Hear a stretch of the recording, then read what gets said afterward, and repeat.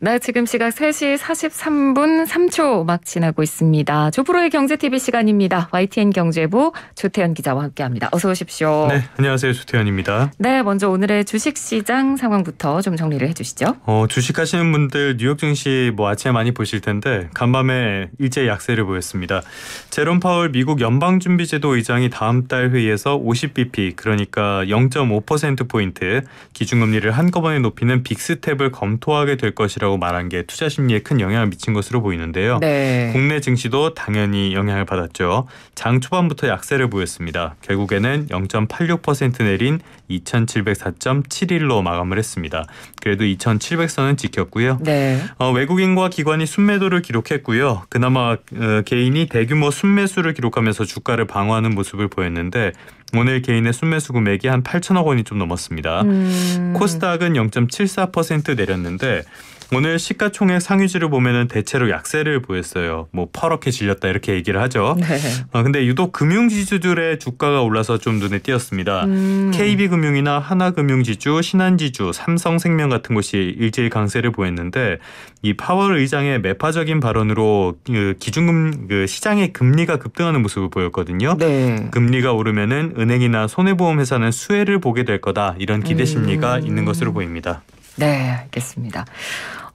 어제 저희가 이 시간에 이 넷플릭스 주가 폭락했다는 소식 전해드렸었습니다.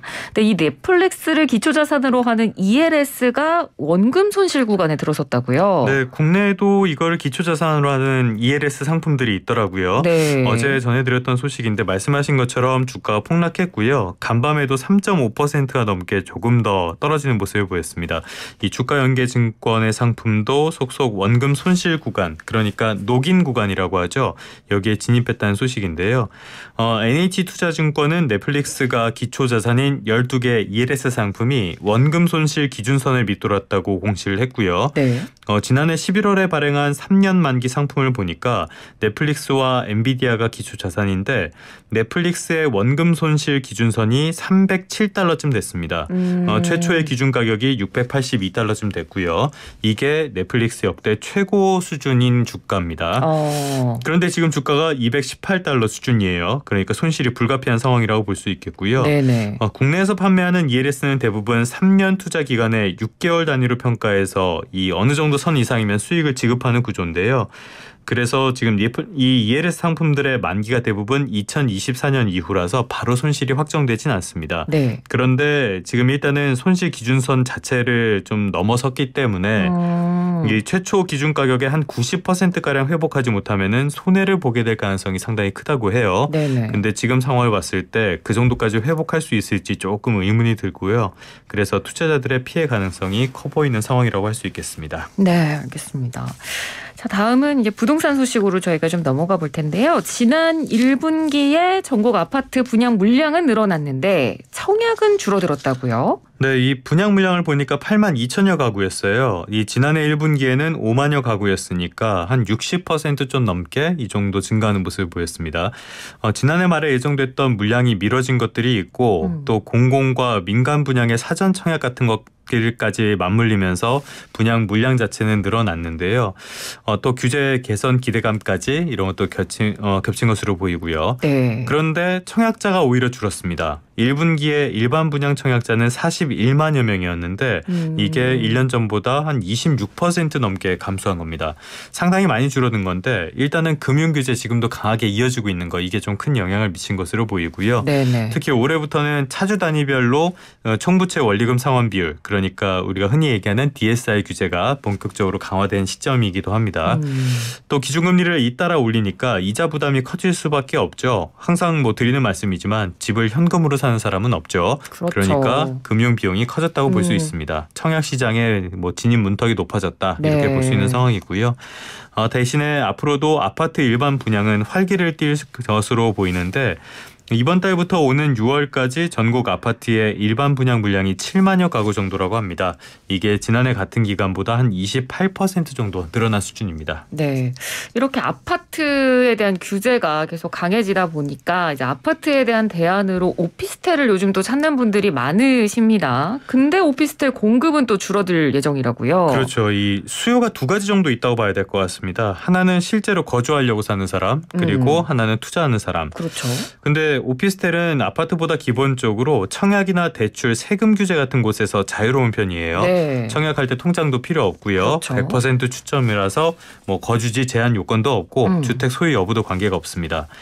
그래서 규제가 필요하긴 하지만 도입에는 항상 신중한 검토가 필요한 게 이런 부분인데 네. 문재인 정부의 부동산 규제를 보면은 사실 뭐 다 지나서 또 드리는 말씀이지만 대부분 좀 즉흥적이고 시장에 미칠 영향을 제대로 검토하지 않은 측면들이 상당히 강했습니다. 그러다 보니까 풍선 효과를 불러온 경우가 많았는데 아파트에 대한 규제로 오피스텔이 인기를 끈 것, 이것도 풍선 효과의 하나로 봐야 될 것 같아요. 네네. 그런데 말씀하신 것처럼 이 오피스텔 분양이 올해 상당히 좀 줄어들 전망입니다. 대략 3만 6천여 실 정도가 나올 것으로 보이는데 1년 전보다 36% 감소하는 수준으로 이게 2010년 이후에 12년 만에 가장 적은 수준이라고 해요. 네. 서울만 따지면 더 크게 줄어듭니다. 4천여 실 정도인데 54% 줄어서 13년 만에 가장 적은 물량이 될 것으로 보여요. 물량이 줄어드는 데다가 고강도의 주택 규제는 계속 이어지고 있고요. 또 지금 뭐 규제가 언제 풀릴지 이런 것도 알 수 없으니까 네. 수익형 부동산으로 수요 쏠림 현상이 계속 이어질 가능성이 큰 상황이라서 올해도 오피스텔의 인기는 계속 이어지지 않을까 이렇게 전망이 나옵니다. 실제로 올해 1분기 전국 오피스텔 청약 경쟁률을 보니까 10대 1 정도로 나오거든요. 이게 1년 전에 4대 1보다 뭐 산술적으로 2배가 넘게 높은 수준이었습니다. 그렇군요.